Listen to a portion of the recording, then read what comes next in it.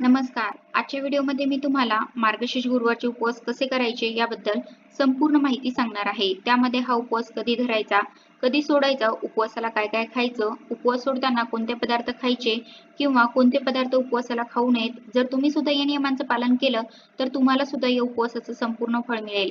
पण त्याआधी तुम्ही चॅनलवरती नवीन असाल तर चॅनलला लाईक करा आणि सबस्क्राईब देखील करा. कमेंटमध्ये श्री स्वामी समर्थ किंवा ओम महालक्ष्मी नमः लिहायला विसरू नका. ज्या पद्धतीने श्रावण महिना हा भगवान शंकराला समर्पित आहे, म्हणजे आपण त्या महिन्यामध्ये संपूर्ण महिनाभर किंवा सोमवारी विशेष करून सोमवारी भगवान शिवशंकरांची पूजा आराधना करत असतो, तर अगदी त्याचप्रमाणे मार्गशीर्ष महिन्यामध्ये दर गुरुवारी महालक्ष्मीची पूजा केली जाते. तर हे मार्गशीर्ष महिन्यातील महालक्ष्मीचं गुरुवारचं व्रत आपण सुख समृद्धी, शांती, समाधान, ऐश्वर्य मिळावं, त्याचबरोबर श्री महालक्ष्मीची आपल्यावर सदैव कृपा राहावी म्हणून हे व्रत केलं जातं. अनेक सुवासिनी स्त्री हे गुरुवारचं व्रत करीत असतात, पण हे व्रत कोणीही करू शकतं. कोणतीही कन्या, सुवासिनी स्त्री किंवा पुरुष सुद्धा हे व्रत करू शकतात. व्रत करणाऱ्यांनी सकाळी लवकर उठून स्नान करून शरीराने व मनाने निर्मळ होऊन पूजा विधी करायचा असतो. यंदा मार्गशीर्ष महिन्यामध्ये एकूण 4 गुरुवार आलेले आहेत. शेवटच्या गुरुवारी व्रताचं उद्यापन करायचं आहे आणि 4ही गुरुवारी आपल्याला उपवास करायचा आहे. तर हा गुरुवारचा उपवास घरातील सगळ्यांनी करायचा का? तर असं काही नाही. जे लोक व्रत करणार आहेत त्यांनी शक्यतो उपवास करावा किंवा इतर कोणाचीही घरातील व्यक्तीची उपवास करण्याची इच्छा असेल तर त्यांनी देखील करू शकता किंवा घरातील कोणी एका व्यक्तीने केला तरीही चालतो. हा उपवास दिवसभर करायचा असतो आणि सायंकाळी सोडायचा असतो. म्हणजे सकाळपासून आपल्याला उपवास करायचा आहे आणि सूर्यास्तानंतर देवीची पूजा आणि आरती नैवेद्य वगैरे झाल्यानंतर मग तुम्ही हा उपवास सोडू शकता. हा गुरुवारचा उपवास निर्जरी वगैरे करण्याची काहीही गरज नाही. अनेक जण म्हणतात की या उपवासाला फक्त फळे आणि दूध वगैरे तुम्ही घेऊ शकता. पण खरंच तुम्हाला फळे आणि दुधावर संपूर्ण दिवस निघणार असेल तर तुम्ही अवश्य करा. शेवटी ज्याची त्याची श्रद्धा आहे, पण शक्यतो कोणी सांगतंय म्हणून आपल्याला खरं तर खूप भूक लागली आणि तसंच दिवसभर बसायचं, तर तसा उपवास करण्याला खरं तर काहीही अर्थ नाही.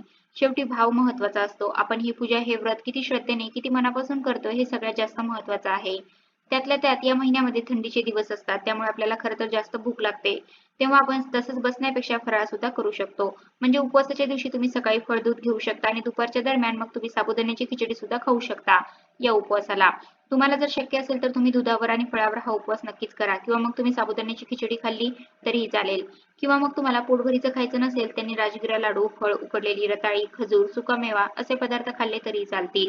हा उपवास आपण शरीराने करत असतो. खरंच तर लक्षात ठेवा, ज्या दिवशी आपण कोणतेही व्रत करत असतो तर त्या दिवशी खरं तर आपण मनाने निर्मळ असणं जास्त गरजेचं आहे. म्हणजे या दिवशी आपण कोणाबद्दल वाईट बोलू नयेत, आपल्या मनात कोणाबद्दल वाईट विचार येऊ नयेत, घरात वादविवाद करू नयेत, भांडण-तंटे करू नयेत, शिव्याशाप देऊ नयेत. उलट या दिवशी आपलं आचरण सुद्धा चांगलं निर्मळ असणं गरजेचं असतं. तेव्हा आपला उपवास खऱ्या अर्थाने सफल ठरेल. तर हे झालं उपवासाला काय काय खायचं, काय काय करायचं. त्यानंतर आता आपण बघूया उपवास कधी सोडायचा, कसा सोडायचा. काही जण पूजा सकाळी मांडतात, काही जण सायंकाळी मांडतात. हा ज्यांच्या त्यांच्या सवडीनुसारचा प्रश्न. पण शक्य झालं तर ही पूजा सकाळी लवकरात लवकर मांडावी आणि काही जणांना काही कारणास्तव शक्य नसेल तर त्यांनी सायंकाळी जरी मांडली तरीही काही हरकत नाही. कारण तिन्ही सांजेला सुद्धा लक्ष्मी येण्याची वेळ असते, ती सुद्धा वेळ उत्तम आहे. तर सायंकाळ झाल्यानंतर, सूर्यास्त झाल्यानंतर पुन्हा आपण देवीजवळ दिवा लावायचा आहे, अगरबत्ती ओवाळायची आहे, लक्ष्मीची पूजा करायची आहे, आरती करायची आहे आणि त्यानंतर आपण देवीला नैवेद्य दाखवायचा आहे. तर या दिवशी आपल्याला आपल्या घरामध्ये सात्विक जेवण बनवण्याचा प्रयत्न करायचा आहे. लक्षात ठेवा, या दिवशी आपल्याला चुकूनही मांसाहार करायचा नाही.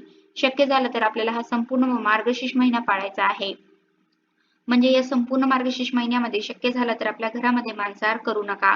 खाऊ नका. अंडी, मटण, मासे हे संपूर्ण आपल्याला वर्ज्य करायचं आहे. या संपूर्ण महिन्यामध्ये ज्यांना शक्यच नसेल तर त्यांनी गुरुवार सोडून इतर दिवशी मांसाहार करू शकता. पण बुधवारी सूर्यास्तापासून शुक्रवारी सूर्योदयापर्यंत याच सेवन मात्र करू नका. कारण ज्यांना महिनाभर पाळणं शक्य होत नसेल त्यांनी बुधवार दुपारपासून शुक्रवारी आपली उत्तर पूजा होईपर्यंत तरी मांसाहार करू नका. अनेक जण या संपूर्ण महिन्यामध्ये कांदा लसूण सुद्धा वर्ज्य करतात. तर ज्यांच्याकडे जशी पद्धत आहे त्यानुसार तुम्ही करू शकता. शक्यतो नैवेद्यामध्ये कांदा लसूणचा वापर केला जात नाही, पण कांदा लसूण महिनाभर नाही पाळला तरीही चालेल. मात्र गुरुवारी आपण जो रात्री देवीला नैवेद्य दाखवण्यासाठी बनवतो, जे आपण सात्विक जेवण बनवतो, शक्यतो त्यामध्ये कांदा लसूणचा वापर करू नका. कारण त्याचा सात्विक भोजनाचा आपल्याला देवीला नैवेद्य दाखवायचा आहे आणि तोच खाऊन आपल्याला हा उपवास सोडायचा आहे. सूर्यास्तानंतर देवीची पूजा आरती झाल्यानंतर आपल्याला नैवेद्य दाखवायचा आहे. शक्यतो या नैवेद्यामध्ये सात्विक जेवण असावं, म्हणजे वरण, भात, पोळी, एखादी पालेभाजी, त्याचबरोबर एखादा गोडाचा पदार्थ आपण नैवेद्यामध्ये दाखवणार आहोत. त्यामुळे एखादा गोडाचा पदार्थ असावा. त्यातल्या त्यामध्ये शक्य झालं तर एखादी खीर बनवा, कारण लक्ष्मीला खीर जास्त प्रिय आहे. त्यामध्ये मग तुम्ही शेवयाची खीर, रव्याची खीर किंवा तांदळाची खीर तुम्हाला जशी आवडते ती खीर बनवली तरी पण चालेल. किंवा काही कारणास्तव ज्यांना बनवायला जमणार नाही त्यांनी दूध साखर ठेवलं तरी पण चालेल. म्हणजे लक्षात घ्या, वरण भात, पोळी भाजी, एखादा गोडाचा पदार्थ, त्याचसोबत तुम्ही अजून काही बनवू शकता. भजी, पापड, एखादी वडी, कोथिंबीर वडी, अळू वडी, तुम्हाला जसे पदार्थ बनवायचे असतील तेवढे बनवू शकता. आणि त्याचा नैवेद्य आपल्याला देवीला रात्री दाखवायचा आहे आणि त्यानंतर हे जेवण करूनच आपल्याला हा उपवास सोडायचा आहे. म्हणजे आपण उपवास सोडताना कोणतेही तामसिक पदार्थांचे सेवन न करता असा सात्विक आहार घेऊनच उपवास सोडला तर या व्रताचं संपूर्ण फळ आपल्याला मिळेल. शक्य झालं तर या जेवणामध्ये तुम्ही कडधान्य बनवू नका. म्हणजे चालत नाही असं नाही, पण कसं कडधान्य पचायला जड असतात आणि रात्रीच्या वेळी जास्त खाली जात नाहीत. कारण दिवसभर आपला उपवास असतो, त्यामुळे रिकाम्या पोटी असे जड पदार्थ खाणं आपल्या शरीराला चांगलं नाही. त्यामुळे तुम्ही आपलं साधंसंच जेवण बनवा आणि एखाद्या स्त्रीला एखाद्या गुरुवारी अडचण आली तर त्यांनी उपवास मात्र स्वतः करावा आणि पूजा आरती दुसऱ्या कोणाकडूनही करून घेतली तरीही चालेल. मात्र व्रत करणाऱ्याने मनाने आनंदी व शरीराने शुद्ध असणं आवश्यक आहे. तर अशा प्रकारे आजच्या व्हिडिओमध्ये मी तुम्हाला उपवासाबद्दल संपूर्ण माहिती देण्याचा प्रयत्न केला आहे. कसा वाटला तुम्हाला माझा आजचा व्हिडिओ कमेंट करून नक्की सांगा. धन्यवाद.